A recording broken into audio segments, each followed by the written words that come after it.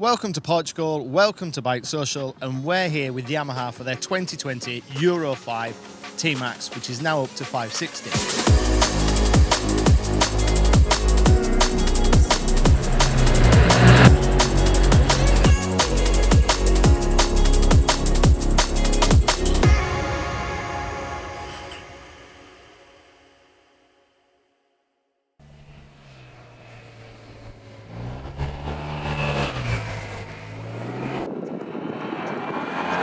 Now let me give you a little bit of background on maxi-scooters and be honest with yourself here. When was it really the last time you did more than 100 miles an hour on the road?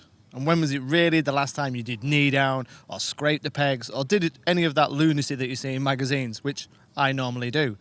And if you're honest with yourself, you don't really do that on the road. And what you do need is a bike like this. They are so capable an all-round bike. But for 2020, Yamaha have upped the capacity. So we've gone from 530 capacity to 560. This is the TMAX Tex Max. So this is the full spec at 11,649, which I know sounds a little expensive. For that, you get heated grips, adjustable screen, adjustable suspension, cruise control, and the Yamaha's connectivity, which you connect to an app, which then can show you your ride, shows you your lean angle, your top speed, etc. The TMAX was first introduced in 2001, and since 2001, Yamaha have done over 2 million models in Europe of different levels of capacity. This is the 7th upgrade of this model. Back in 2017, I was on the world launch in South Africa when the bike had a significant upgrade when they changed the chassis and made it sportier, reduced the wheelbase, for example. And now they've gone a little sportier again. The looks have changed, capacity's gone up, performance has gone up. Fuel consumption, even though it's a bigger engine, is actually 5% better, and it's now Euro 5. Even though the engine is bigger, the weight is only 1 kilogram more. The reason for that is they've saved weight in other areas. For example, the exhaust is thinner, even though it has got 2 catalytic converters.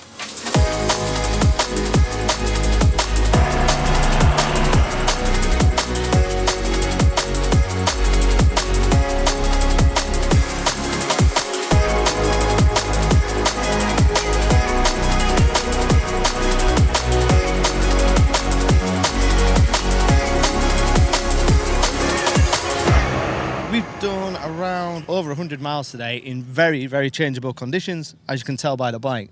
It's been wet, it's been cold, it's been sunny, it's been dry, we've done motorway and everything. The heated seat, the heated grips really came into their own when it was really miserable and cold and heavy rain. The adjustable screen, when it's fully up, you're looking through the screen, and when you lower it a little bit, you kind of meerkat over the screen, and that just keeps you out of the wind, the wet and the rain. In the dry, you can feel the sportiness.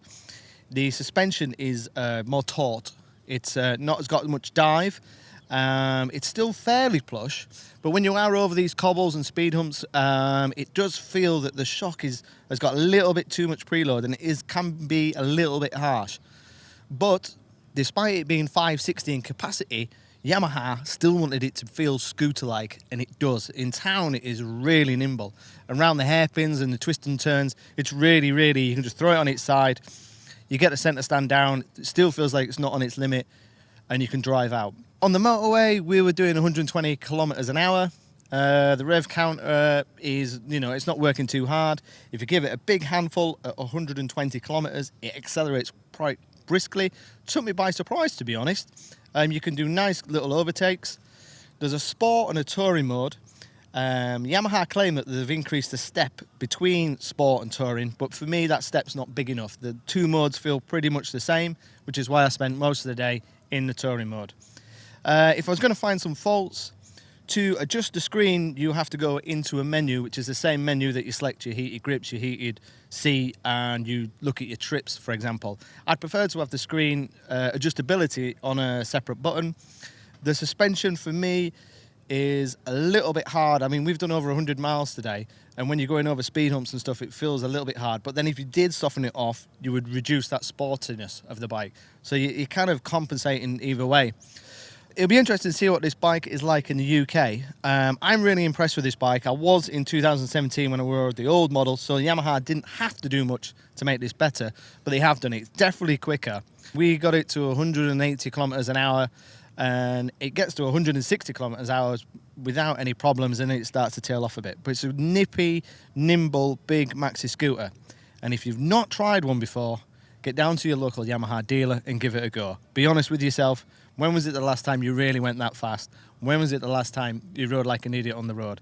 If you just want a nice, sensible bike that you use to commute to work, backwards and forwards, 5 days a week, and then something fun on the weekend, you're not going to go wrong with a TMAX.